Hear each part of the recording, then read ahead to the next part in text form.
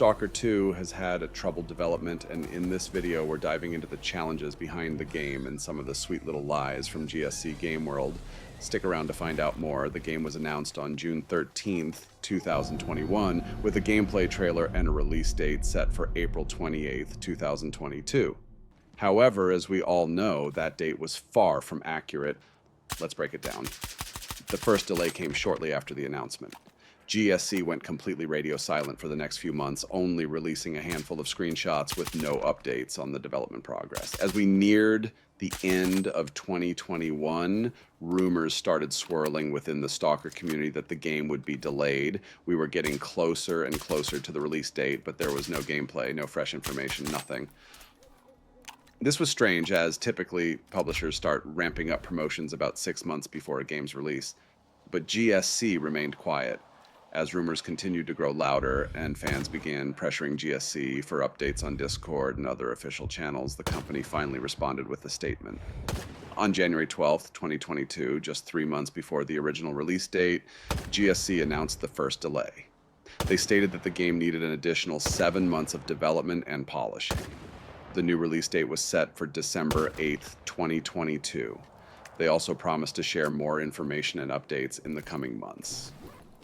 Now, January 12th, 2022 is an important date because many people later used the Russian invasion of Ukraine as an excuse for the game's delays and development struggles. However, the first delay actually happened a full month before the invasion began on February 24th, 2022.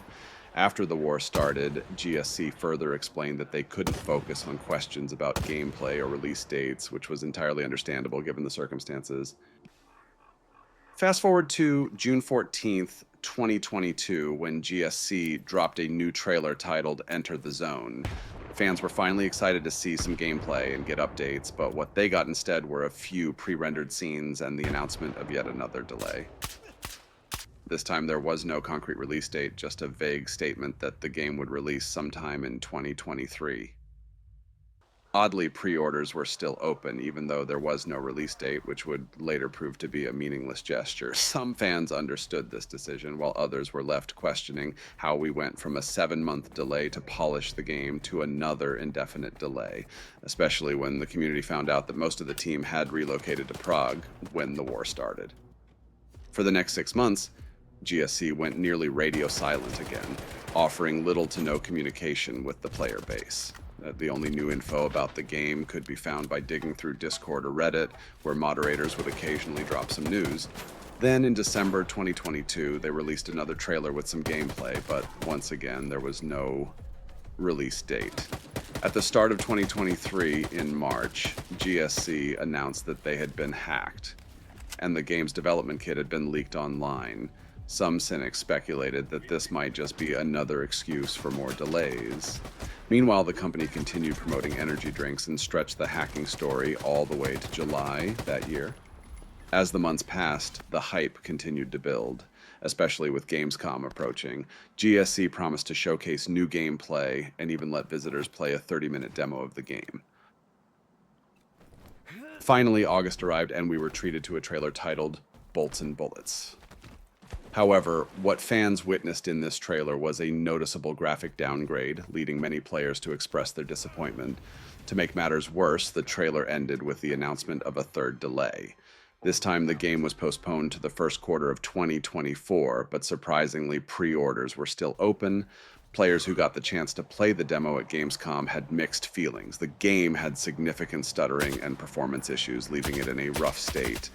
This raised concerns about whether the game would even make it to the first quarter of 2024. After Gamescom, it became clear that the primary reasons for all these delays were technical problems the development team had encountered. However, GSC continued to push the narrative of hacking and the war as the main explanations for the delays. By the end of 2023, GSC released another trailer, sticking to the promise of a release in the first quarter of 2024, despite the ongoing challenges. Once again, the same scenario played out: no concrete news, no new gameplay, and fans left waiting. Then in mid-January 2024, GSC released another trailer titled Final Release Date Announcement. It was a brief 30-second trailer showing stalkers sitting around a campfire. This time, the final release date was set for September 5th, 2024, marking the fourth delay. However, this time felt different. GSC began actively promoting the game, releasing more trailers and updates, something that hadn't happened earlier. The community, hopeful that this would finally be the true release date, started to believe that this time it would be for real. But as you might have guessed, it wasn't. With each new trailer, the graphic downgrades became more apparent, and the community's disapproval grew louder. The more GSC pushed forward, the more frustration built among the fans. Now, let's move to July 2024. GSC released a 30-second trailer titled Really Again, with yet another delay. This time, the final release date was set for November 20th, 2024, promising that after 5 delays, the game would finally be released on that day. And this time, it was true. But if you think the story ends here, you're wrong. Stick around to hear more about the post-release problems and broken promises. Before we dive into the post-release issues, let's briefly mention something that almost caused even more controversy. GSC had originally planned to include NFTs in Stalker 2, but after a massive backlash, they scrapped those plans. The announcement came less than a day after the team revealed their NFT-powered Stalker metaverse. Despite insisting that Stalker 2 was not a blockchain-based game and that NFTs would have no influence on gameplay, the studio was forced to reverse the decision after fans strongly voiced their disapproval. In a brief statement on Twitter, GSC acknowledged the outcry. We hear you.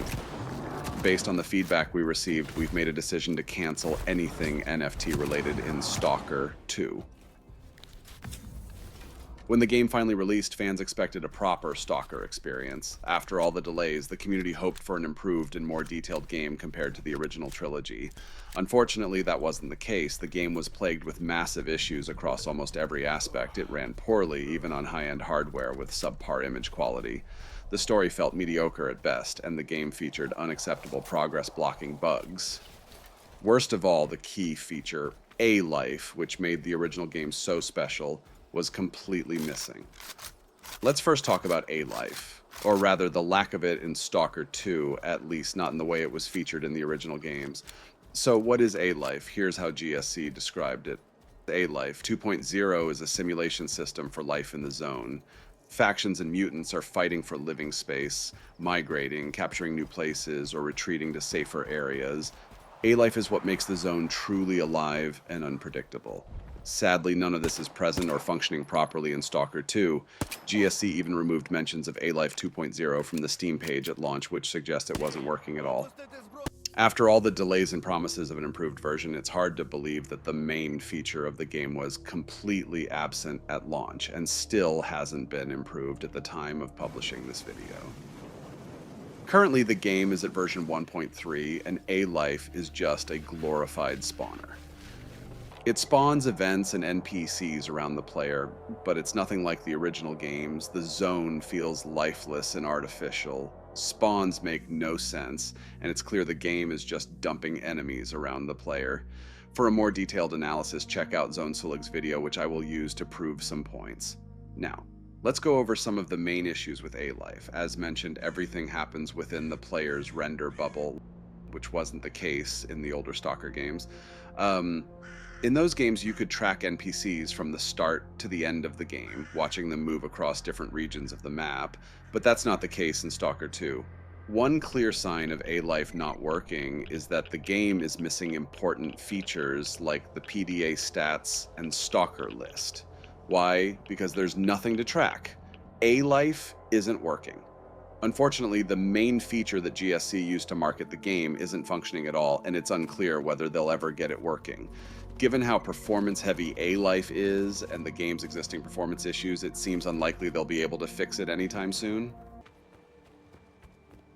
Stalker 2 has been plagued by a wide range of bugs and glitches that have severely impacted the gameplay experience. Despite all the delays, the game still launched with numerous issues that players quickly encountered, making the overall experience frustrating for many. Another major issue is the abundance of game-breaking bugs. Many players experienced progress blocking glitches where missions would not update, items would disappear, or objectives wouldn't trigger. These bugs were especially frustrating in a game that was marketed as a detailed, immersive experience. Players found themselves stuck in quests or unable to move forward due to the glitches. There are also various visual bugs, including texture pop-ins, flickering graphics, and objects disappearing or clipping through the environment. These graphical glitches break the immersion and make the world feel less polished than it should be, especially considering the game's long development cycle. NPCs and AI have also been a major problem. Many players reported that NPCs would get stuck, fail to follow their scripted paths, or behave erratically, breaking the sense of a living world. AI-controlled enemies sometimes fail to react properly, making combat feel unnatural and unchallenging. Other common glitches include issues with the game's physics engine, where objects may behave unrealistically, like floating in midair or reacting oddly to player interaction. There are also reports of missing or broken audio, which further detracts from the atmosphere of the game. While bugs and glitches are to be expected in a large-scale game, the ones that prevent players from progressing are simply unacceptable. A game that costs $60 or more should never launch with these kinds of issues. After the launch, many of these bugs were fixed, and GSC often presented their fixes for thousands of issues as victories. However, the reality is that the game should never have launched with so many problems in the first place. Stalker 2 is not only plagued by general performance issues, but also faces more specific technical problems, including shader compiling issues, over-reliance on upscaling technologies, and poor image quality. These factors have left many players questioning the technical direction of the game, especially considering its extended development time. One of the most frustrating issues players have encountered is the game's shader compiling problems. Players have reported long stutters and freezing during the first few hours of play as the game loads and compiles shaders on the fly. This causes significant immersion breaks and performance drops as the game struggles to load the necessary resources for smooth gameplay. Shader compilation problems have been a persistent issue in many games, but Stalker 2's problems are particularly noticeable and have led to a lot of frustration. Another notable issue is the game's over-reliance on upscaling technologies such as DLSS and FSR to maintain a playable frame rate. While these technologies can improve performance, they often come at the cost of visual quality. In Stalker 2, this reliance on upscaling has led to a noticeable drop in image sharpness and clarity. The game's visuals feel softer and less detailed, making the zone feel less immersive than it should, despite the promise of a visually stunning experience. The use of upscaling might help with performance, but it sacrifices image quality, which should never be the case in a game of this scale. Additionally, the overall image quality in Stalker 2 feels lackluster, with blurry textures, inconsistent lighting, and a general sense of visual dissonance that detracts from the atmosphere of the game. While the game may have been intended to showcase the power of Unreal Engine 5, the reality is that the final product falls short, particularly when compared to other games using the same engine. This leads to an important question. Was it a mistake to develop Stalker 2 using Unreal Engine 5? While UE5 is undoubtedly powerful and capable of creating stunning visuals, Stalker 2's issues with performance, shader compilation, and image quality suggest that the game may have been better off with a different engine, one more suited to the scale and needs of this particular game. The technical challenges in Stalker 2 raise doubts about whether the game fully leveraged the strengths of Unreal Engine 5 or was hindered by its demands. At the end of the day, the minimum expectation for any video game is that it runs well and is properly optimized. A game that's plagued by performance issues, shader compiling problems, and poor image quality falls short of that basic standard. No matter how ambitious a project is, technical flaws that affect the experience should not be overlooked. Stalker 2 seems to be missing many features that made the original game so unique. For example, the binoculars are gone, leaving the game without a proper night vision feature. The PDA statistics system is also absent, which was a crucial part of tracking various gameplay data. Additionally, many older weapons that fans loved are not included. The lack of a faction identification system is another huge issue. There's no way to see faction affiliation during interactions, such as in chat, trading, or even when looting dead NPCs. The previous Stalker games had this feature, along with faction identification through the weapon reticle pop-up. Killing mutants feels pointless too. They don't drop loot, but it takes considerable resources and effort to kill them. Also, without the stat tab, there's no way to track how many mutants you've killed. Radiation is no longer a serious threat either. It's too easy to navigate the zone, as radiation doesn't really pose any danger anymore. Shortly after the game's release, GSC issued a statement thanking players for their support and promising to fix issues and add more content. They also mentioned a roadmap would be released in December, showing what they were working on, a departure from their usual approach. However, December came and went, and instead of the roadmap, they released another statement with patch 1.1, stating that the roadmap would be ready at the beginning of 2025. As of now, that's still unfulfilled, and it feels like the promises made since the game's first announcement in 2021 don't mean much. Now, in March 2025, we're on patch 1.3, and core issues like AI and poor optimization remain unaddressed, though we did get squirrels in the latest update. At this point, the game feels more like a paid early access title than a fully finished product. Only time will tell if they ever deliver on all the features they promised. The analysis of Stalker 2 highlights a concerning trend in modern gaming, where players' trust is often abused through unfulfilled promises, poor communication, and the delivery of unoptimized, unfinished products. GSC Game World's handling of Stalker 2's development mirrors broader issues in the gaming industry: frequent delays, misleading announcements, and underwhelming final products.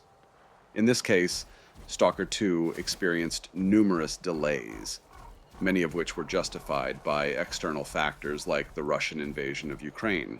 However, the game was already facing delays before the war, and these external events were often used as excuses to cover up the game's core technical problems.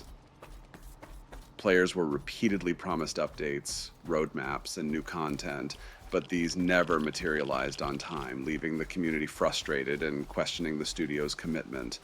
The game's final release, after years of hype, was plagued with major issues such as poor optimization, lack of key features from previous games, and a broken core system. A life.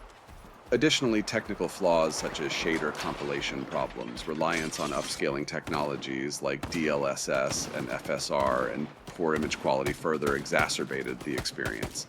Despite these flaws, GSC continued to push the narrative of delays caused by external factors, deflecting blame from their technical shortcomings. This situation is a part of a larger trend within the industry, where developers often exploit early access models, pre-orders, and vague promises to generate hype and sales before the game is even remotely ready. Modern gaming has seen a rise in the prevalence of unfinished, under-optimized games at launch, with developers relying on post-launch patches to fix issues that should have been addressed before release. In many cases, players are left with broken products, or in some instances, games that never fulfill their promises, leaving them feeling like beta testers for unfinished titles. GSC's handling of Stalker 2 is an example of how developers and publishers manipulate the trust of the gaming community, selling them an incomplete product and dragging out their patience through endless delays and excuses. This is a common issue that continues to plague the gaming industry, with many players feeling they are simply part of a long, expensive beta testing process rather than enjoying a fully realized game. Ultimately, Stalker 2 serves as a reminder of the growing issue in the modern gaming market, where broken promises, subpar releases, and unoptimized games have become more common. Until developers are held accountable for delivering quality products on time, players will continue to be disappointed by unfinished experiences that fail to live up to the hype.